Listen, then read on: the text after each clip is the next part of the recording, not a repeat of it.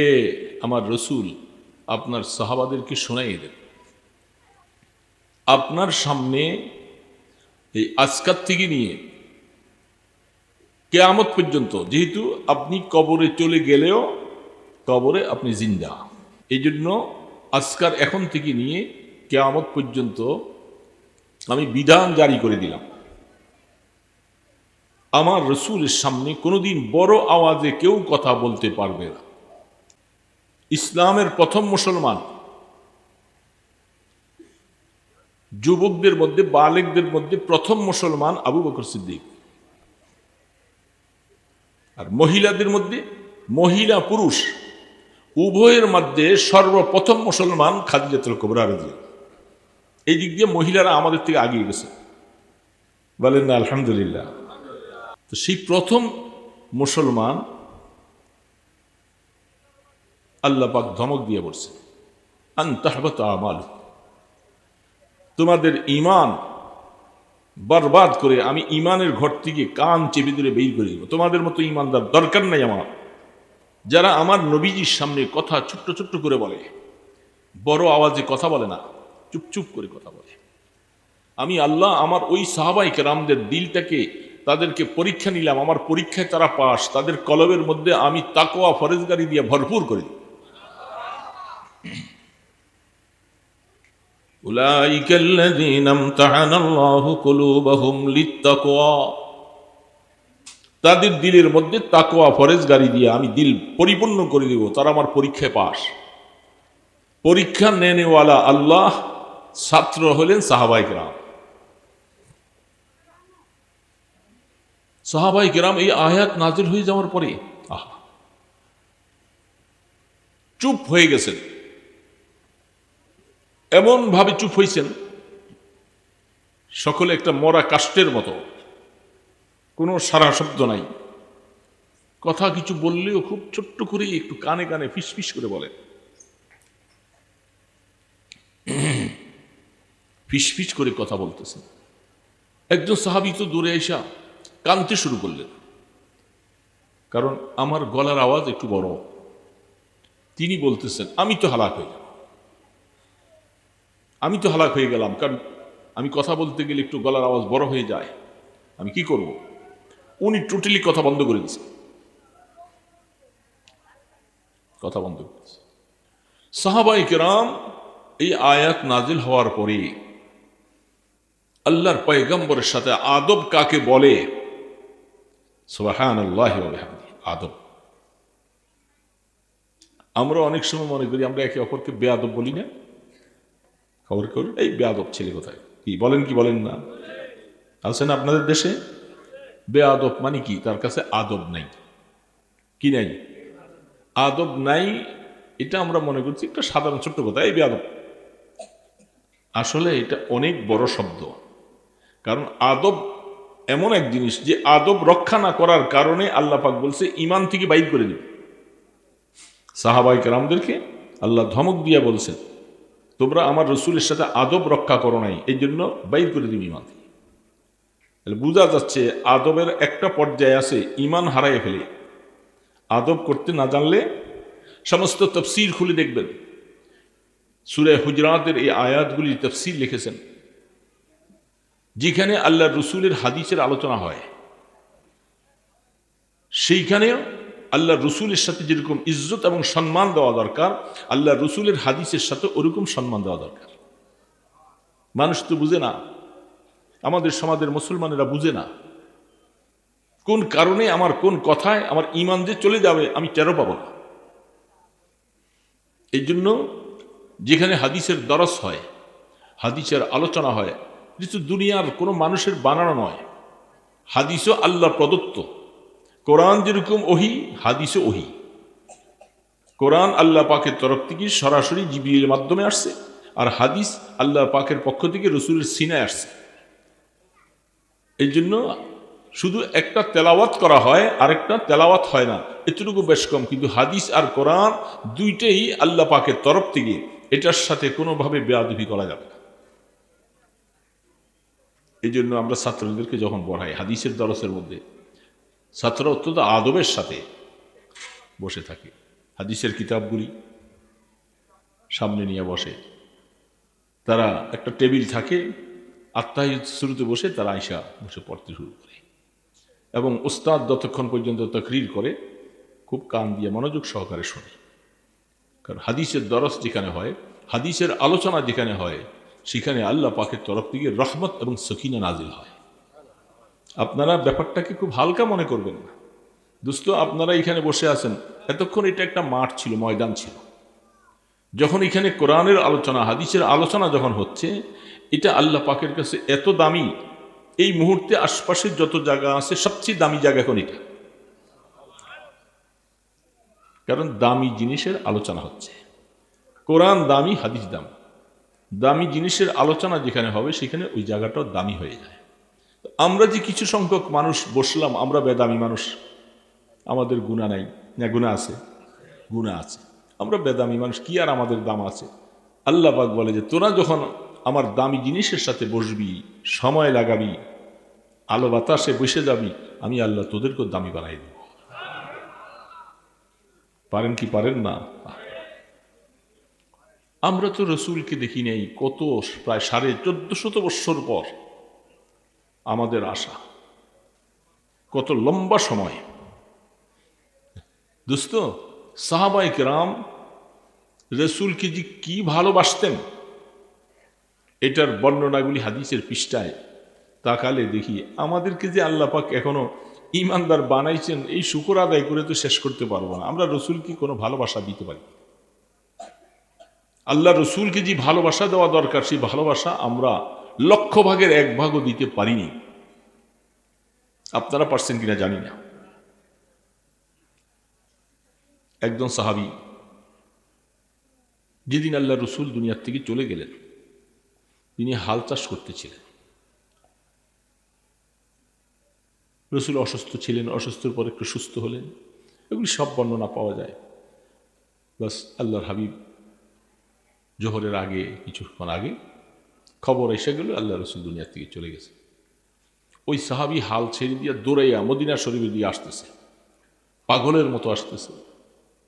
আয়েশা যখন শুনলেন যে ঠিকই বাস্তবেই আল্লাহ রসুল আমাদেরকে শোকের সাগরে ভাসিয়ে তিনি চলে গেছেন, সেই লোকটা আয়েশা বলে, আল্লাহ, যে চক্ষুটা দিয়া আমি মদিনা শরীফ আয়েশা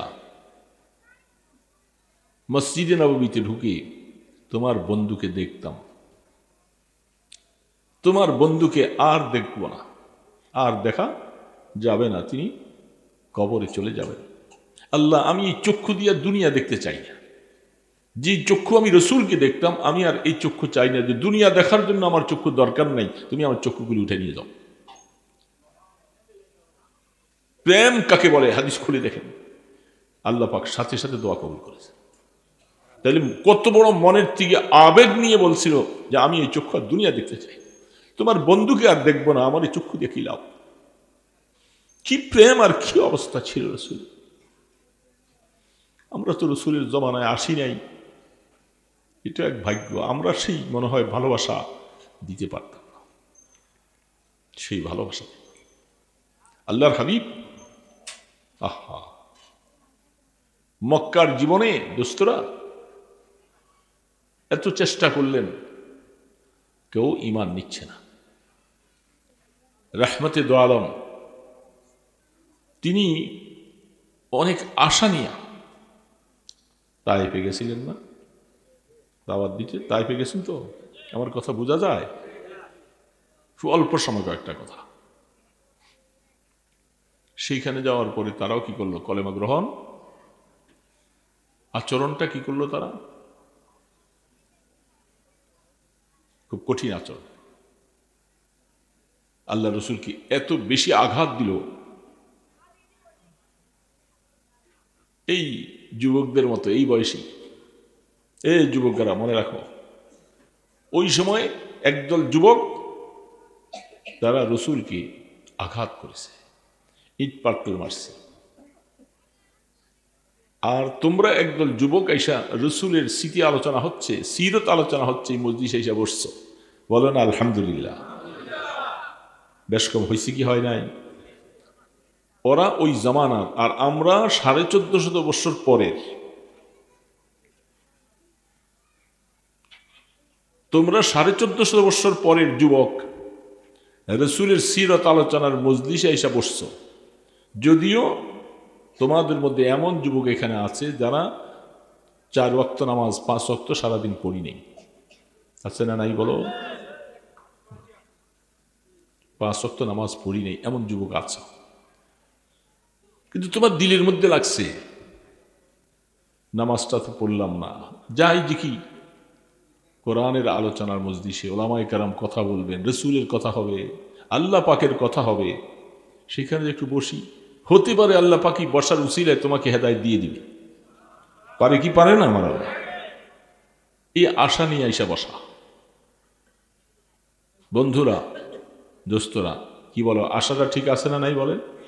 হেদায়েতের আশা নিয়ে আসছি না, না কোনো খাওয়া দাওয়া পুরস্কারের জন্য আসছি? বলো, যদি এটা দিলের মধ্যে থাকে আস্তাগফিরুল্লাহ পইরা ওটা দিলের থেকে বের করে দাও। আসছি আল্লাহ পাকের কাছে হেদায়েতের উসিলায়। আমি 5 ওয়াক্ত নামাজ পড়িনি, তারপরেও কোরআনের মজলিসে আইসা বসছি। মাওলা তুমি তো ইচ্ছা করলে আমাকে হেদায়েত দিয়ে দিতে পারো, পারো না? কত বড় বড় কাফেরকে তুমি হেদায়েত দিয়ে দিছে। ওমরে ফারুক রসুলকে মারতে যাচ্ছে, রসুলের গর্দান উড়িয়ে ফেলবে পুরস্কার পাওয়ার আশায়। আবু জেহেল ঘোষণা দিয়েছিল তোমাকে 100 উট পুরস্কার দিব যদি তুমি মোহাম্মদের গর্দান আইনে দিতে পারো। কেউ সাহস পাইল না, ওমর দাঁড়াইছে। আল্লাহ পাকের কুদরত যে কিভাবে খেলে বাবা, আসুন। সেই মজলিসে অনেক বড় বড় শক্তিশালী লোকেরা ছিল, কেউ সাহস নিল না, ওমর দাঁড়াই গেল। এই ওমর দাঁড়ানোটাই ওমরের হেদায়েতের কারণ হয়েছে। সুবহানাল্লাহ। ওমর ইচ্ছা করে দাঁড়ায় নাই, ওমরকে আল্লাহ পাক দাঁড় করাই দিছে যে ওমর তুমি দাঁড়াও, তুমি আমার বন্ধুর কল্লা কাটবা এই আশা নিয়ে তুমি দাঁড়াও। দাঁড়াইছেন ওমর? সবাই তো মনে করছে যে ওমর যখন দাঁড়াইছে মোহাম্মদের আর আজকে নিস্তার নেই। আল্লাহ পাক কি করলো, আমি ঘটনা বলতেছি, ঘটনা বললে তো একটু সময় এক একটা পার হয়ে যাবে। আল্লাহ কি করলেন, ওমরকে সেইখানে নিলেন পুরস্কার আশায়। কিসের আশায়? 100 উট। সাধারণ কথা, 100 উট পাবে রসুলকে মাইরা ফেলতে পারলে। ওমর ওটের লোভে যাইয়া ছুটছে, সেখানে যাওয়ার পরে কি হইল আমি ঘটনা বলতে চাই না। সেখানে যে ওমর কি করলো, নিজের গর্দান রসুলের কদমে নিচে দিয়ে দিচ্ছে। হইল না? আবু জেহেল তো যাইতে পারলো না। রসুল তো দোয়া করছিলেন, আল্লাহ আবু জেহেল অথবা ওমর দুইজনের যে কোনো একজনকে তুমি ইসলামের পতাকা তলে আনো, আইনা আল্লাহ ইসলামের একটু শক্তি বাড়াই দাও। দোয়াটা কবুল হয়েছে যে ওমরের পক্ষে। এই জন্য আল্লাহ পাক একটা উসিলা দিয়া ওমরকে দাঁড় করাই দিছে। ওমর দাঁড়াও, যাইবা গর্দান কাটতে, আর তুমি তোমার নিজের গর্দান দিয়ে আসবা। ওমর কিন্তু জানতো না। কিন্তু বাবা ঠিক না ব্যাঠি? তোমরা হয়তো এখানে একটা খাবার হবে, মাহফিলের শেষে খিচুড়ি হোক, পোলাও হোক, বিরিয়ানি হোক, একটা পুরস্কার দিবে। হয়তো এই নিয়ত করে আসছো, হইতে পারে, হতে পারে না, নিয়ত করে আসছো। এখানে আসার পর তোমার বুদ্ধি চেঞ্জ, পরিবর্তন হয়ে গেল। আরে এই নিচুক একটা এই সাতার জন্য আমি এখানে আসছি। আল্লাহ পাক বলে, যা তুই যখন এখানে আসছিস আমি তোর হেদায়েত দিয়ে দিলাম। সুবহানাল্লাহ।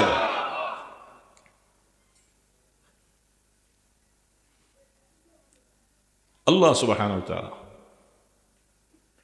কাহাকেও হেদায়েত কখনো না দিলে সেটার অবস্থানটা পরবর্তীতে আল্লাহ অন্য কাউকে দিয়ে এটা পুরায়।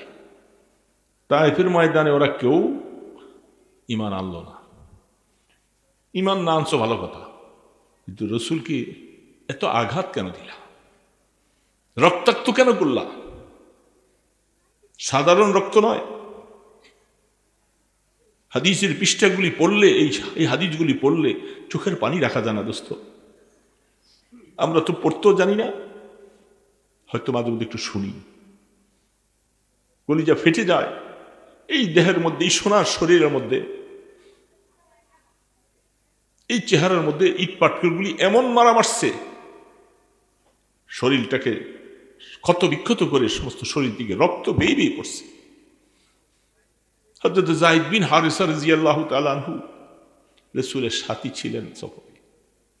আল্লাহ রাসূল দৌড়াইতেছে, পাথরের জমিন, পাথরের মধ্যে উষ্টা খেয়ে পড়ে যায়, গরম উত্তপ্ত পাথরি জমিনের মধ্যে। হয়তো যায়েদ বিন হারিসা বারবার বলছে, এই তোমরা এই মানুষটাকে মাইরো না, ওনাকে কি অপরাধ, কেন মারতেছে? কথা শোনে না কেউ। আল্লাহ রসুলকে এত মারতেছে, এত আঘাত করতেছে, রসুল পড়ে যায়। যায়েদ বিন হারিসা রসুলকে ধরে উঠান, উঠে আবার দৌড়ে, আবারও মারে। এই শরীরের মধ্যে রক্ত, নিরাপদ অবস্থায় একটু যাওয়ার পরে রসুল বলেন, যায়েদ কাপড় নাও, কাপড় নিয়ে আমার রক্তগুলি মুছো, রক্তগুলি শরীর দিকে মুছতে, একটা ফোঁটা রক্ত যেন জমিনে পড়ে না। কারণ এই জমিনে আজকে তারা কলেমা গ্রহণ করে নাই। আমি ভবিষ্যৎবাণী করে দিয়ে যাই, যায়েদ তুমি হায়াতে বাঁচলে দেখবা এই জমিনটা, এখানে কলেমার বীজ বপন হবে, এখানে যারা আসবে পরবর্তী তারা আমার কলেমা পড়বে, তারা আমাকে নবী স্বীকার করবে, তারা আল্লাহকে সেজদা দিবে। এখানে তখন তারা খাবেটা কি? জমিনে উর্বরতা শক্তি সব বিনষ্ট হয়ে যাবে। এই জন্য রক্তগুলি সব মুছে দাও। যায়েদ বিন হারিসা রাহমাতুল্লাহ আলম কত খেয়াল, নিজে কষ্ট পাইতেছে, রক্ত ঝরতেছে, রক্ত পড়তে দেয় নাই। যায়েদ বিন হারিসা রাদিয়াল্লাহু তাআলা রক্তগুলি মুছতেছে। শেষ পর্যায়ে পায়ের জুতার মধ্যে রক্ত জমাট হয়ে জুতার সাথে পা এমন জোরে লেগে গেছে, শুকিয়ে গেছে, জুতা টান দিয়া বাড়তে গেছে, রাসূল ব্যথা পাইতেছে। যায়েদ কি করতেছে? ইয়া রাসূলুল্লাহ, রক্তগুলি জুতার সাথে জমাট হয়ে গেছে।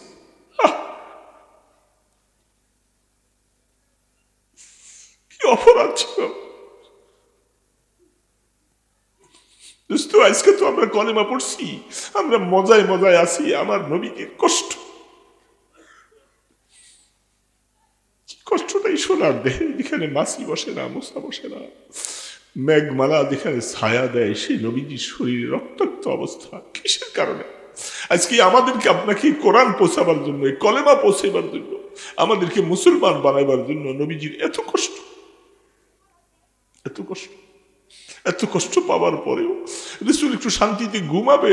আল্লাহ পাক বলে, না, আপনার ঘুমাইবার জন্য আমি নবী পাঠাই নাই, আপনি উঠেন, এই কষ্ট করে কম্বল ছেড়ে দেন, আপনি উম্মতকে কলেমার দাওয়াত দেন, তাদেরকে জাহান্নাম থেকে ফিরান। এরা জাহান্নামের দিকে ছুটছে পাগলের মতো, এদেরকে ধরে ফিরে আন। রাসূলকে শান্তিতে ঘুমাইতেও দেয় না। দুষ্ট সেখান থেকে আসার পরে উতবা সাইবার আঙ্গুরের বাগানে একটু বিশ্রাম করতে বসছে, আর ক্লান্ত শরীর, শরীর চলে না।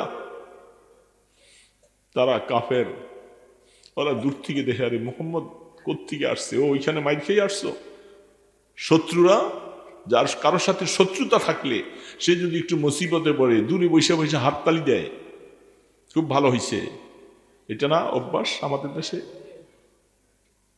এটা ওই অভ্যাস কিন্তু মুসলমানের না। যদিও আমরা এই কাজ করে থাকি, এটা মুসলমানের অভ্যাস না।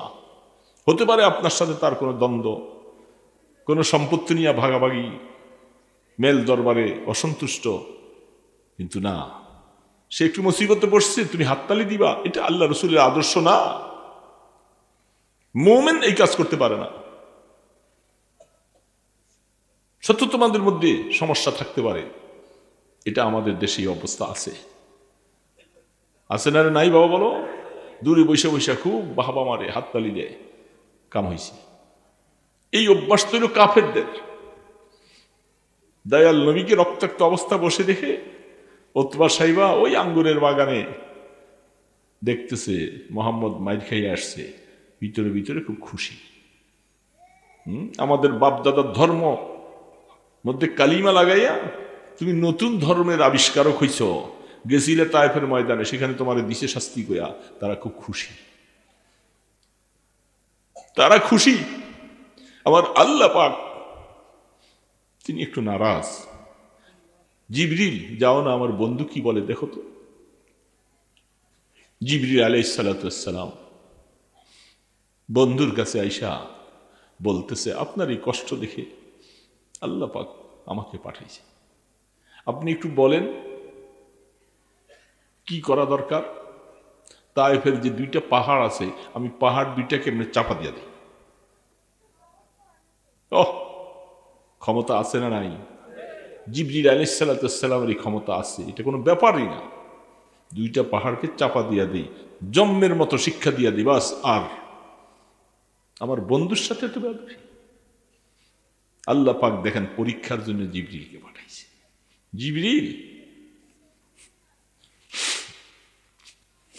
এই প্রস্তাবনা দিলেন, রহমতে দো আলম। দোস্তরা, বুঝলাম না, রবি চিনলাম না, রসুল বুঝলাম। রহমতে দো আলম বলে, ভাই জিবরাইল, আমাকে আল্লাহ নবী পাঠাইছে, এরা কলেমা গ্রহণ করে নাই, এরা না করুক, তাদের সন্তানরা হয়তো করবে, অন্যরা কেউ করবে, এদেরকে যদি মাইরা ফেলো, তা আমাকে নবী পাঠিয়ে লাভটা কি? আমাকে কেন নবী পাঠিয়েছে? আমি কষ্ট করতেছি, আমার মনে কোনো কষ্ট নাই। রসুল সেখানে যাইয়া একটু ছায়ার মধ্যে বৈশা দোয়া করতেছে। হাদিসের মধ্যে লম্বা আসছে, আল্লাহুম্মা আশকু বাসি ওয়া হুজনি ইলাল্লাহ। সারা বিশ্ববাসীকে তাক লাগাইয়া দিচ্ছেন রহমতে দো আলম। এত কষ্ট, এত নির্যাতিত, রক্তক্ষরণের পরে এই সময় রসুল কতই না বদদোয়া, কতই না কথা বলতে পারতেন। তোমরা হালাক হয়ে যাও, ধ্বংস হয়ে যাও, তোমাদের প্রজন্ম যেন ধ্বংস হয়ে যায়, অনেক কথা বলতে পারতেন। রসুল কি বলছিলেন সেটা হাদিসের পৃষ্ঠায় স্বর্ণ অক্ষরের মতো লিপিবদ্ধ। রসুল বলেন, আল্লাহ, আমি আমার অক্ষমতার জন্য আমি আপনার কাছে শিকায়ত করতেছি, আমি কমজোর, এই জন্য আমি কাজটা পুরোপুরি পারি নাই। আল্লাহ, তুমি আমাকে মাফ করে দাও, আমাকে মাফ করো। আমার কোনো ব্যথা নাই, আমার কোনো কষ্ট নাই, আমাকে ইটপাটকেল মারছে, আমার রক্ত ঝরছে, আল্লাহ আমার কোনো শিকায়ত নাই, তারপরেও তুমি তাদেরকে হেদায়েত দাও মাওলা, হেদায়েত দিয়ে দাও। এই হাদিসের পৃষ্ঠা লম্বা আলোচনা। এত কষ্টের পরে এই কথাটা আল্লাহ রসুল বলতে পারছেন, বড় আজীব কথা। এটা কি আমাদের জন্য সবক না বাবা? আমরা হাততালি দিই। সেইখানে রসুল তিনি বসলেন। বসার পরে ওই দুষ্ট কাফের অথবা সাইবা, কাফের হওয়ার পরেও খাদেমকে বলতেছে, এই খাদেম, ওই যে লোকটা বসে রয়েছে না ক্লান্ত অবস্থায়, এরে এক গ্লাস আনার চিপাইয়া এক গ্লাস আনারের রস খাওয়াই দাও। কাফের একটু মায়া লাগছে, ইমান নেয় নাই, কিন্তু রসুলের এই কষ্টটা দেখে মায়া লাগছে।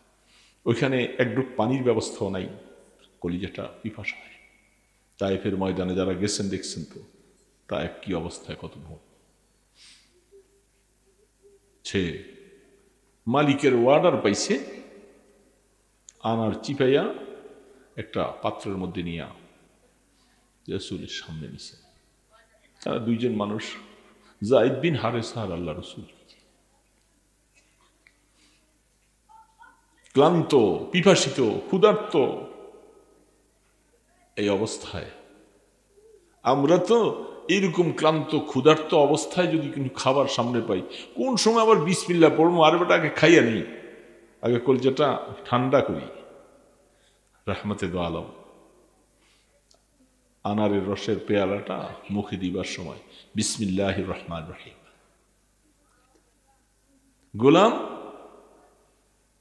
চাই রয়েছি, আপনি এই দেশে তো এই শব্দ বলেন না, কোনো মানুষ নেই, আপনি এটা করতে বললেন কেন? তুমি এটা এই কথা শুনলা করতে গিয়ে? এটা বলে, আমার বাড়ি হলো সেই নিনোয়া শহর, যেখানে ইউনুস পয়গম্বরের বাড়ি ছিল।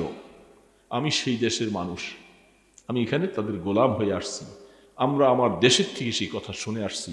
এই শব্দটা ইউনুস পয়গম্বর বলতেন, তাই। আর ইউনুস পয়গম্বর তো আমার ভাই, আপনার ভাই, আপনি এই দেশে, উনি সেই দেশে। বলে, আমি নবী, তিনিও নবী। আদাজ বলতেছে, আপনি নবী, আমার বুঝে আসছে, আমাকে আপনি কলেমা পড়া। সুবহানাল্লাহ। হাদিসের মধ্যে, বুখারীতে হাদিস আসছেন, রসুল বলতেছেন, আমার সার্থক, আমার সব কষ্ট আমি সব ভুলে গেছি। তায়েফের ময়দান থেকে রক্তাক্ত হয়ে আসছি, কোনো আফসোস নেই। এখানে আসার পরেও কাফের বাগানের একজন গোলাম, সে তো কমপক্ষে কলেমা গ্রহণ করেছে। সুবহানাল্লাহ। তিনি খুশি হয়ে গেছে। এত কষ্টের পরে একটা মুসলমান হয়েছে, খুশি হয়ে গেছে। দোস্ত, রসুলের ভালোবাসা, প্রেম, আল্লাহ রসুলের ভালোবাসা তো এমন হবে, সে আদাস ইহুদির গোলাম থেকে আসার জন্য কত চেষ্টা করে মুক্ত হয়ে গেল। হযরতে আদাস রাদিয়াল্লাহু তাআলা আনহুর কথা, তার বাড়ি ছিল অনেকদিন পর্যন্ত সেখানে। তো আল্লাহ রসুলের ভালোবাসা, দোস্ত, রসুলকে যদি ভালোবাসতে যদি না পারো, এই যে আফসুস লাগে, এই যে এখন আমাদের দেশে একটা কুলাঙ্গার বাউল, সে আমার আল্লাহকে যে সমস্ত গালিগুলি দিছে, আমার আল্লাহর কোরআনের উপরে যে সমস্ত কথাগুলি সে বলছে, আর এটাকেও কিছু মানুষ সাপোর্ট করতেছে, আমাদের কলিজাটা ফাইটা যায়। যারা মুসলমান, সে এই বাউলের কথাকে সাপোর্ট করে, তারকে কেমনে সাপোর্ট করে এটা আমার বুঝে আসে দোস্ত, বুঝে আসে না। আল্লাহর মহব্বত আর নবীজির ভালোবাসা যদি একটা জাররা পরিমাণ কোনো ইমানদারের পকেটে, তার দিলের মধ্যে থাকে, তাহলে রসুলকে গালি দিবে, আল্লাহকে গালি দিবে, আর সে হাসি মুখে বরণ করে নিবে? হতে পারে না। এই জন্য বহু যুবক আছে, আমি যুবকদেরকে মাঝে মধ্যে বলি, তোমার নামাজের ত্রুটি আছে, দ্বীনের উপরে আসতে পারো নাই। অনেক সময় অনেক যুবককে দেখি, যখন আল্লাহ এবং রসুলের ব্যাপারে এই ধরনের কোনো কিছু আসে, তাদের মাথায় রক্ত উঠে যায়। তারা বলে তুই সহ্য করতে পারি না। এগুলি তাদের হেদায়েতের একটা কারণ হবে। পথ হারাকে আল্লাহ পাক পথের মধ্যে নিয়ে আসবে। কত পথ হারাকে আল্লাহ পাক নিয়ে আসছে। এই জন্য রাস্তায় যখন থাকবা, তখন একবার আল্লাহ পাক টান দিয়ে তোমাকে নিয়ে যাবে। রাস্তার থেকে ফিরে থাকলে পারবা। তো দোস্তরা, মদিনার নবীর ভালোবাসা, প্রেম, বুখারী শরীফের 6 নম্বর হাদিস খুলে দেখেন। রাসূল বলছেন, হে উম্মত, আমাকে ভালোবাসবা কতটুকু? তোমার মা বাবার মতো, তোমার ছেলে সন্তানের মতো, তোমার জীবনের মতো? রাসূল বলেছেন, লা ইউমিনু আহাদুকুম হাত্তা আকুনা হাব্বা ইলাইহি মিন ওয়ালিদিহি ওয়া ওয়ালাদিহি ওয়ান নাস আজমাইন। তোমার মা বাবা, তোমার সন্তান, তোমার বন্ধু বান্ধব, তোমার জীবন, সবগুলি শব্দ ব্যবহার করে বলছেন, এই সব কিছুর থেকে যদি আমি নবীকে তুমি বেশি ভালো না বাসো, তুমি মোমেন হতে পারবা না। তুমি মোমেন হতে পারবা না দোস্ত। এখন আমার ইমানের খবর আমি নেই। আমি রসুলকে কত ভালোবাসছি, আমি মদিনাওয়ালাকে কত ভালোবাসছি। মদিনার নবীর জীবন আলোচনা তোমার সামনে আসবে, রসুলের কষ্টের কথা তোমার সামনে আসবে, রসুলের জেহাদের কষ্টের কথা আসবে, দান মোবারক শহীদের কথা আসবে, রক্ত ঝরার কথা আসবে, আর তোমার দিলটা একটু মায়াও লাগবে না। তুমি এখনো মোমেন হতে পারো নাই দোস্ত, তুমি এখনো পুরা মোমেন হতে পারো নাই। একজন মহিলার ইমানত হইতে পারে নাই। অহুদের যুদ্ধে রহমতে দো আলম, তিনি রক্তাক্ত অবস্থা, শয়তান আওয়াজ দিয়েছিল, ইন্না মুহাম্মাদান কদ মাত। শয়তান আওয়াজ দিয়েছিল, মুহাম্মদ শেষ করে ফেলছে। মুহাম্মদ শেষ। মদিনা শরীফে আওয়াজ ছড়িয়ে গেছে, একজন মহিলা পাগলের মতো দৌড়াচ্ছে। সাহাবাই কেরাম দৌড়াইয়া সামনে যেয়া দাঁড়াইছে। এই মহিলাদেরকে উহুদ প্রান্তে আসতে রাসূল নিষেধ করছে। তাদের দিল নরম, তারা এই রক্তাক্ত টুকরা টুকরা সাহাবীদের লাশ দেখে তারা সহ্য করতে পারবে না, হার্ট ফেল করবে। তাদেরকে বারণ করে রাখো। মহিলা দাঁড়াইয়া বলছে, তাকে সংবাদ দিতেছে, তোমার স্বামী শহীদ হয়ে গেছে, তুমি সবর করো। তোমার 2টা ছেলে শহীদ হয়ে গেছে, সবর করো। তোমার ভাই শহীদ হয়ে গেছে। মহিলা বলতেছে, শোনো, আমি আল্লাহর কসম খাইয়া বলি, আমি তাদের সংবাদ শুনতে আসি নাই। আমি আসছি আমার নবীজি কেমন আছে এই কথাটা একটু আমাকে শোনাও, আমি এর জন্য আসছি। খুলে দেখেন বুখারী শরীফ, কিতাবুল জিহাদ খুলে দেখেন, আমাকে একটু সংবাদ দাও, আমার রসুল কেমন আছে, আমার ভাই শহীদ হয়ে গেছে, ছেলে শহীদ হয়ে গেছে, কিয়ামতের ময়দানে আমি শহীদের বোন হব, শহীদের মা হব, শহীদের স্ত্রী হব, আমার কোনো পেরেশানি নেই। কিন্তু আমার নবী, শুনছি যে আমার রসুলকে নাকি মেরে ফেলছে, আমাকে সংবাদটা আগে শোনাও। সাহাবী দূরত্বে বলতেছে, আল্লাহ রসুল ভালো আছেন। বলে আমার মনে মানে না, রসুল কোথায় আছেন, আমাকে একটা নজর একটু দেখাও। মহিলা দূরের থেকে সাহাবী দেখেছে, ওই যে সাহাবারা কেরাম বেষ্টন দিয়ে আছে, তোমরা সরো, মহিলা এক নজর রসুলকে দেখবে। তখন সে বলতেছে, কুল্লু মুসিবাতিন বাদাকা জালালুন, ওগো আল্লাহ, আমার ভাই, আমার ছেলে, আমার স্বামী, তারা শহীদ হয়ে গেছে, যত মুসিবত, আমি সমস্ত মুসিবতগুলি ভুলে গেলাম। আল্লাহ, তোমার বন্ধুকে এক নজর সুস্থ দেখে, আমি তোমার বন্ধুকে এই অবস্থায় দেখে আমার মুসিবত সবার ভুলে গেছি। দোস্ত, ওই মহিলার ঈমানও কি আমরা অর্জন করতে পারছি? এই জন্য দোস্ত, রাত বেশি হবে, কথা বলবো না শেষ। আমি অসুস্থ মানুষ, খুবই অসুস্থ, আমি হাঁটতে পারি না, আমি ধরে ধরে কোনো রকম 2 ইঞ্চি ব্যবধান চড়তে পারি না, পড়ে যাই। আমি বলছিলাম যে আমি যাইতে পারবো না, নিষেধ করে দাও। বিছানায় শোয়ার থেকে কোনো উঠে আনে, এখন পারি না। এক জীবনে বহু আল্লাহ পাক করাইছে, শক্তি নাই, শরীরে অসুস্থতা, কি করবো? এই জন্য কথা নয়, কথা এইটাই। দোস্তরা, হে আমার যুবক বাবা দিরা, জীবনের যত কিছু করো, মদিনা নবীকে ভালোবাসো, রসুলকে ভালোবাসো, অন্তরের মধ্যে জায়গা দাও। কিয়ামতের ময়দানে রসুলের সামনে তো যাওয়া লাগবে। তুমি কোন দেশের মানুষ, কে কি করছো, এগুলি দেখার বিষয় না। দেখবে কিয়ামতের ময়দানে আল্লাহর হাবিবের সামনে যাওয়া লাগবে। তাকে আল্লাহ পাক শাফাআতে উজমা দিয়েছেন। বুখারীর লম্বা রওয়ায়াত আছেন, প্রায় 1.5 পৃষ্ঠা। দোস্ত, আল্লাহ পাক বলছেন, আমি আপনাকে মাকামে মাহমুদ দিব। আল্লাহ পাক ওয়াদা করেছেন বন্ধুর সাথে, ওয়াবাসু মাকামাম মাহমুদান আল্লাযী ওয়া'আদতা। এই মাকামে মাহমুদ কিয়ামতের ময়দানে কোন নবী রাসূলকে দিবে না, একমাত্র আমার তোমার নবী মুহাম্মদ রাসূলুল্লাহ সাল্লাল্লাহু আলাইহি সাল্লামকে আল্লাহ পাক মাকামে মাহমুদ দিবেন। এই স্থান কারণ আমাদের নবীজির। সেদিন শুফাতে উজমা, শাফাআত করার মতো মূল পাওয়ার, হাফিজে কোরআন সুপারিশ করবে, ওলামাই কেরাম করবে, শহীদান করবে, অনেকে করবে, কিন্তু সমস্ত সুপারিশের মূল বড় সুপারিশকারী হবেন মুহাম্মদ রাসূলুল্লাহ সাল্লাল্লাহু আলাইহি ওয়াসাল্লাম। সেদিন রসুলের জন্য মায়া লাগাও, রসুলের দুরুদের গান গাও। সারা দিনের মধ্যে কয়বার দুরুদ পড়ছো বাবা মদিনার নবীর উপরে? সারাদিনে কয়বার পড়ছি? 100 বার, 200 বার পড়ছি? এর বাবা বলেন না, পড়ছি। হয়তো নামাজ যারা পড়ছি, নামাজের মধ্যে একটু দুরূদ পড়ি, এছাড়া তো আর পড়িনি। দেখে হক আদায় হয়েছে? বলেন, হক আদায় হয়। রাসূল বলছেন, বেশি বেশি করে আমার উপর দুরূদ পড়ো, উম্মত তোমার লাভ হবে, আমার লাভ নয়। যত বেশি পারো দুরুদের গান গাও, গাড়িতে বসা, অটোতে বসা, মসজিদের বারান্দা বসা বসা, সাল্লাল্লাহু আলাইহি ওয়াসাল্লাম, সাল্লাল্লাহু আলাইহি ওয়াসাল্লাম, সাল্লাল্লাহু আলাইহি ওয়াসাল্লাম তাসবিহ হাতে নিয়ে পড়তে থাকো। এখানে পড়বা আর মদিনাতে একটা সেকেন্ডের ভিতরে তোমার বাবার নাম সহ খবর পৌঁছে যাবে।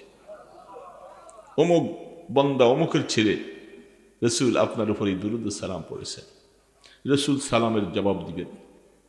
এই জন্য রাসূলের উপর দুরূদ, আর কমপক্ষে তো 100 বার দৈনিক হওয়া উচিত। রাস্তায় বসে, গাড়িতে বসে, ছোট্ট ছোট্ট করে, কারো শোনানো দরকার নেই, কাউ বলার দরকার নেই, নিজে নিজে সাল্লাল্লাহু আলাইহি ওয়াসাল্লাম পড়বে না রে বাবা। মদিনার নবীর সুন্নতের উপর আমল করো। রাসূল নামাজ পড়তে বলছে, যারা নামাজ না পড়ে তাদের জন্য রাসূল বদদুয়া করছে, তুমি নামাজ ছেড়ে দিলা, আর আমি নামাজ কায়েম করার জন্য আমার জীবনের এত কষ্ট, এত পরিশ্রম, যেন আমার উম্মতের নামাজই হয়। দুনিয়ার থেকে যাওয়ার সময়, শেষ যাওয়ার সময়, আয়সা পর্দাটা সরাও। আর তো জীবনে এই সাহাবীদের অবস্থা আর দেখব না, শেষ, একটু পর্দাটা সরাও। ফজরের সময় রাসূল পর্দা সরাইছেন, একটা নজরে দেখলেন সাহাবায়ে কেরাম আবু বকর সিদ্দিক নামাজ পড়াইতেছেন, সাহাবায়ে কেরাম নামাজের কাতারে দাঁড়িয়ে আছে। রাসূল বলেন, আমার দিলটা খুশি হয়ে গেছে যে আমি এই নামাজ কায়েম করার জন্য আমার জীবনে এত কষ্ট এত মেহনত শেষ দেখে গেলাম, আল্লাহ আমি আমার উম্মতকে নামাজের কাতারে রেখে আসছি। এই কথাটা বলবো কি স্বাদ। রাসূল রাসূল বলছেন, কুররাতু আইনি আস-সালাহ, নামাজ আমার চোখের ঠান্ডা। আমি নামাজ দেখলে, নামাজি দেখলে আমার চোখ ঠান্ডা হয়ে যায়। এই যুবক বাবাজিরা, কার জন্য এত কিছু করতেছো? সেই নামাজটুকু পড়তে পারো। যাওয়া তো লাগবে, তুমি যেই দেশের হও, যত ক্ষমতাবান হও, মদিনার নবীর কাছে যাওয়া লাগবে, লাগবে না? হাউজে কাউসার, প্রত্যেক নবীকে আল্লাহ এক একটা হাউজে কাউসার দিবেন, আমাদের নবীজিকে হাউজে কাউসার দিবেন। ইন্না আ'তাইনাকাল কাউসার। সে হাউজে কাউসার খাওয়ার জন্য লাইন ধরবা? রসুলের দিন নেই, নামাজ নেই, ইবাদত নেই, তখন ফেরেশতারা বলবে, এ তো আল্লাহ রসুল আপনার উম্মতের কাতারে না, সে আপনি দুনিয়ার থেকে চলে আসছেন, তারা দিনের কিছুই করেন, তাদের সামনে দিন মিঠে গেছে, কোনো ব্যথাও লাগে। রসুল বলবেন, তাই নাকি? বলে হ্যাঁ। সহকান সহকান লেমান গাইয়ারা বাদ, এদেরকে সরাই দাও, এরা আমার পরে আমার দিনের জন্য, আমার কোরআনের জন্য, আমার নামাজের জন্য, আমার দিন ইসলামের জন্য কোনো মায়া লাগে নাই তাদের, ওরা আজকে হাউজে কাউসার খেতে আসছে, আমার কাছে সরাই দাও এদেরকে। দোস্ত মনে রাখবা, যতই হায়াত হোক, কত পাইবা, 100-150 বছর, এর পরেও তো মরা লাগবে, তারপরেও মরা। তো মরা যখন লাগবে, কবরের মধ্যে যাওয়ার পরে 3টা প্রশ্নের একটা প্রশ্ন তো এটা, অমান নবী যুকেল্লাদি বলেছে, তুমি কি নবীকে চিনো? রব কে, তোমার ইসলাম কি, ধর্ম কি, ইসলাম কি, নবী কি চিনো? এই 3টা প্রশ্নের অ্যান্সার দিতে না পারলে জাহান্নামের সাথে যোগাযোগ হয়ে যাবে। দোস্ত এই জন্য মদিনার নবীকে ভালোবাসবো না আমলের মাধ্যমে। কি বলেন? আমলের মাধ্যমে। দোস্ত তোমার দিল যদি আল্লাহর প্রেম আসে, তাহলে তুমি বেনামাজি থাকতে পারবা। কেমনে থাকবা? বেনামাজির জন্য রসুল বদদুয়া করেছে। তুমি মোমেন, রসুলকে ভালোবাসো, আল্লাহকে ভালোবাসো, দেখাইবা কি দিয়া? দেখাবার মতো এই যে শীতের দিন আসতেছে, তুমি ঢাকা থাকো, নোয়াখালী থাকো, চিটাগাং থাকো, তোমার মা বাবা গ্রাম দেশে ছোট্ট ঘুরের মধ্যে থাকে, কঠিন শীত আসতেছে, শীতের মধ্যে টুর করে বেচারি কাঁপতেছে, আর তুমি সেখানে বিল্ডিংয়ে আরাম এসে থাকতেছ। তো তুমি যে মা বাবাকে ভালোবাসো, এটা কি দিয়ে দেখাইবা? তোমার উচিত কম্বল নিয়া, কাঁথা নিয়া ঘরটাকে সুন্দর করে, মা যেন শীতে কষ্ট না পায়, এই জন্য আইসা তাদের দেখা করা, তাই না? বুঝবা যে তুমি মা বাবাকে ভালোবাসো। তুমি নবীকে কি ভালোবাসলা? দেখাইবা কি দিয়ে যে তুমি মুসলমান? দেখাবার জন্য হইলে নামাজ। তুমি যখন নামাজটা পরে সেজদায় চলে যাইবা, তখন বোঝা যাবে যে তুমি আল্লাহকে ভালোবাসো, নবীজিকে ভালোবাসো। চেষ্টা করবো না ইনশাআল্লাহ? কথা শেষ, কথাই পর্যন্তই বললাম। আল্লাহ পাক আমাদেরকে যেন হেদায়েত দিয়ে দেন, হেদায়েত দিয়ে মদিনার নবীর প্রেম আর ভালোবাসা নিয়ে যেন আল্লাহ বাঁচিয়ে থাকার তৌফিক দেন। আল্লাহ তোমার নবীকে জীবন থেকে বেশি ভালোবাসার তৌফিক। রাসূলের প্রেম আর ভালোবাসা, এটা বললে রাত শেষ হয়ে যাবে বাবা। রাসূলের ভালোবাসার কথা শেষ হবে না। এই জন্য যে যতটুকু ভালোবাসবা, যে যতটুকু পানিতে নামবা, তোমার অতটুকু ভিজবে। তুমি নামবা পায়ের গোড়ালি পর্যন্ত, কোমর পর্যন্ত ভিজবে না। তুমি যেতটুকু নামবা এতটুকু ভিজবে। তুমি নবীকে যত ভালোবাসবা, তোমার দিলের হালাত তত পরিবর্তন হবে। তোমার চোখের পানি আসবে, কান্না আসবে, নবীজির জীবনের কথা শুনলে চোখের পানি রাখতে পারবা আল্লাহ রসুলের প্রেম ভালোবাসায়। এই জন্য আল্লাহ পাক আমাদেরকে সত্যিকার রসুলের আশেক বানিয়ে দেন। আমাদের সন্তানদেরকেও যেন আল্লাহ পাক নবীজির আশেক বানিয়ে দেন, কোরআনের আশেক বানিয়ে দেন। আল্লাহ তোমার আশেক বানিয়ে দাও। আস্তাগফিরুল্লাহ আল্লাযী লা ইলাহা ইল্লা হুয়া। কোন আর কথা বলার দরকার নেই। কি বলবে? সভাপতির কথা? ও তো এগুলি আগে বললেন না করো। যেই মাহফিলের মধ্যে পরে সভাপতিরা কথা বলে, আমি সেখানে আলোচনা করি না। আমার মনে হয় কথা না বলাই ভালো। যারা এই সমস্ত কিছু করে এগুলি পছন্দ করি। যেটা বলছি কথা শেষ। আলহামদুলিল্লাহ, দোয়া করে দিলে ভালো। আল্লাহুম্মা সাল্লি আলা আস্তাগফিরুল্লাহ আল্লাযী লা ইলাহা ইল্লা হুয়াল হাইয়ুল কাইয়্যুম ওয়া আতুবু ইলাইহি লা হাওলা ওয়ালা কুওয়াতা ইল্লা বিল্লাহিল আলিয়্যিল আযীম। আস্তাগফিরুল্লাহ রাব্বি মিন কুল্লি যামবিন ওয়া আতুবু ইলাইহি লা হাওলা ওয়ালা কুওয়াতা ইল্লা বিল্লাহিল আলিয়্যিল আযীম। আল্লাহ অনেক গুনাহ করেছি, খুব মনটা ছোট করে আল্লাহর কাছে তওবা করে। আল্লাহ পাক বলছেন, বান্দা তুই খাঁটি তওবা করলে আমি তোরে মাফ করে দেব। আস্তাগফিরুল্লাহ রাব্বি মিন কুল্লি যামবিন ওয়া আতুবু ইলাইহি লা হাওলা ওয়ালা কুওয়াতা ইল্লা বিল্লাহিল আলিয়্যিল আযীম। আল্লাহুম্মা সাল্লি আলা মুহাম্মদ, আল্লাহুম্মা সাল্লি আলা মুহাম্মদ ওয়া আলা আলিহি ওয়া আসহাবিহি ওয়া বারিক ওয়া সাল্লিম। اللهم صل على روح سيدنا محمد في الأرواح وعلى جسد محمد في الأجساد وعلى قبر محمد في القبور. اللهم صل على محمد أنزله المقعد المقرب عندك يوم القيامة. اللهم صل على محمد كلما ذكره الذاكرون وكلما غفل عن ذكره. اللهم صل على محمد بعدد كل داء ودواء وبعدد كل علة وشفاء. الحمد لله رب العالمين. الحمد لله رب العالمين. الحمد لله رب العالمين. والصلاة والسلام على أشرف الأنبياء والمرسلين. والصلاة والسلام على أشرف الأنبياء. يا حي يا قيوم يا حي يا قيوم يا رحمن يا رحيم يا غفار يا ذا القوة المتين. ও মাওলা, ও দয়ালু খোদা, আমরা রাত্রে গভীরে গুনার বোঝাগুলি নিয়ে আপনার কাছে আসা আমি দুইটা হাত তুলছি। আল্লাহ, হাতগুলি আমাদের ক্ষমতার দ্বারা তুলি নাই মাওলা, আপনি উঠেই দিয়েছেন, এই জন্য উঠেই জবান দিয়ে তোমাকে আল্লাহ বলে ডাকার তৌফিক দিয়েছো। আল্লাহ, আমাদের গুনার দিকে তাকাইও না মাওলা। আমরা যে তোমার কোরআনের মাহফিলে হাত তুলছি, নেককারদের সাথে হাত তুলছি, আল্লাহ এই উসিলা আমাদেরকে মাফ করে দাও মাওলা, আমাদেরকে মাফ করে দাও মাওলা। আমরা গুনাহ আল্লাহ কবর দেশে রওনা দিয়েছি মাওলা, আমাদেরকে কবরে নিয়ে তুমি মাইরো না। মৌতের সময় মাওলা রহমতের ফেরেশতা পাঠাইয়া দিও। শয়তান আমাকে ধোঁকা দিয়ে বেমান বানাইবার চেষ্টা করবে, এ আল্লাহ ওই সময় তোমার হস্তক্ষেপ কামনা করি। ছেলে মেয়েরা পাশে বসে বসে কাঁদবে, কেউ আমাকে ঈমান দিতে পারবে না, কেউ আমাকে রাখতে পারবে না। আল্লাহ, আমরা তোমার কাছে আশ্রয় চাইতেছি। আল্লাহ, আমাদেরকে মৌতের বিছানায় তুমি জবানে কলেমাটা পড়াই দিও। সারা জীবন ঈমান নিয়ে বেঁচে থাকার জন্য তোমার কাছে ফরিয়াদ করছিলাম। আল্লাহ, জীবনের শেষ মুহূর্তে আমাদেরকে বেমান বানাইয়া কবরে নিও না মাওলা। ও মাওলা, তোমার ইজ্জতের কসম লাগে মাওলা, আমাদেরকে বেমান বানাইয়া নিও না মাওলা। আল্লাহ, কবরে রেখে আসবে, হাজার মন মাটি বুকের উপরে দিবে। এ আল্লাহ, সবাই চলে আসবে, আমার খবর কেউ নিবে না। আমি কবরে একাই কেমনে থাকবো? রহমান রহিম, কবরে নিয়ে আমাদেরকে ভুলে যাইও না মাওলা। মুনকার নাকিরের সুয়ালের জবাব দেওয়া সহজ করে দিও। মার রব্বুকা ওয়া মা দীনুকা ওয়া মান নবিয়্যুকা আল্লাযী বুইসা ফীকুম।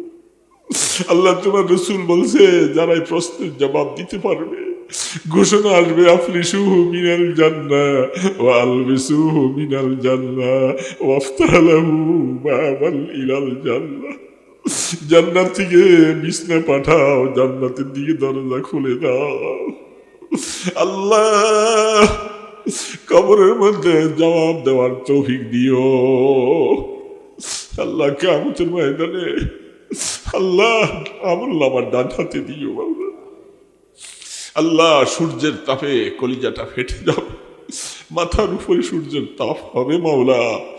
এত হাজার বছর কেমনে দাঁড়িয়ে থাকবো মাওলা? মাওলা, মাওলা, আমাদেরকে একটু আরশের নিচে জায়গা দিও, একটু জায়গা দিও মাওলা। মাওলা, কেউ আমাদের আপন না, তুমি আমাদের আপন। আল্লাহ, তোমার বন্ধুর কাছে হাউজে কাউসার থাকবে। আল্লাহ, আমাদেরকে একটা গ্লাস নসিব করে দিও মাওলা। আল্লাহ, বিনা হিসাবে জান্নাতুল ফিরদাউসের মালিক বানাইও। পুলসিরাত পার হওয়া বড় কঠিন মাসালা। আল্লাহ, এটা পার হওয়া ছাড়া জান্নাতে যাওয়া যাবে না। তুমি যাকে রহমত দিয়া পার করবা সে যাইতে পারবে মাওলা। এ আল্লাহ, আল্লাহ যুবক বাবাজিদেরকে হেদায়েত দিয়ে দাও আল্লাহ, তাদেরকে নামাজি বানাও আল্লাহ, তাদের দিলটা তোমার দিকে ফিরাইয়া দাও আল্লাহ। আমি তাদেরকে বারবার বলছি আল্লাহ, এরা তো আমাদের সন্তান মাওলা, এদেরকে তুমি নামাজি বানাও, এদেরকে তোমার প্রেম ভালোবাসা দিয়ে দাও মাওলা আল্লাহ। তাদেরকে পথহারা করে দিও না, এটা তোমার নবীজির উম্মত মাওলা আল্লাহ। মদিনার নবী উম্মতের জন্য কত দোয়া করেছেন আল্লাহ। আল্লাহ আমাদের মা বাবাকে মাফ করে দাও, আমাদের মা বাবা যারা দুনিয়া থেকে চলে গেছেন সবাইকে মাফ করে দাও। ভাই বন্ধু, ছেলে মেয়ে, স্ত্রী পুত্র যারা বেঁচে আছেন সবার গুনাহ মাফ করে দাও আল্লাহ, সবার গুনাহ মাফ করে দাও আল্লাহ। আল্লাহ দয়া করে মেহেরবানি করে এই মজলিসকে কবুল করে লও। যারা এই মাদ্রাসাকে মহব্বত করে সবাইকে তুমি মাফ করে দাও। মাদ্রাসার এই ছাত্রগুলাকে কবুল করো আল্লাহ। যারা হাফিজ কোরআন হয়েছে তাদেরকে আলেম হক্কানি রব্বানি। এ আল্লাহ, ছোট একটা বাচ্চা তোমার কোরআন সাহায্য করেছে আল্লাহ, এই ছেলেটাকে তুমি এত অল্প বয়সে হাফিজে কোরআন বানাই না আল্লাহ, তুমি কি না পারো আল্লাহ। আল্লাহ বড় আলেম বানাইয়া দিও আল্লাহ। ইয়া আল্লাহ, এই মাহফিলের নূর চতুর্দিকে পৌঁছে দাও, মা বোনদেরকে হেদায়েত দিয়ে দাও আল্লাহ, তাদেরকে আবেদা সালেহা বানাইয়ে দাও। কোরআন তেলাওয়াত করার তৌফিক দাও, জিকির আসকারের তৌফিক দাও আল্লাহ। আপনার নবীজির উপরে বেশি বেশি দুরূদ পড়ার তৌফিক দাও। ইয়া আল্লাহ, মুসাফির হালাতে হাত তুলেছি মাওলা আল্লাহ, আমাদের হাতগুলি খালি ফিরাই দিয়েন না বাবা, আপনার ইজ্জতের কসম লাগে বাবা, খালি হাতে ফিরাই দিয়েন না আল্লাহ। দোয়াগুলি কবুল করে নাও, দোয়াগুলি কবুল করে নাও আপনার ইসমে আজমের উসিলায়, আপনার হাবিবের কদম মুবারকের উসিলায় আমাদের দোয়াগুলি কবুল করো। সাল্লাল্লাহু তাআলা আলা খায়রি খালকিহি মুহাম্মাদি ওয়া আলা আলিহি ওয়া আসহাবিহি আজমাইন বিরহমাতিকা ইয়া আরহামার রাহিমিন।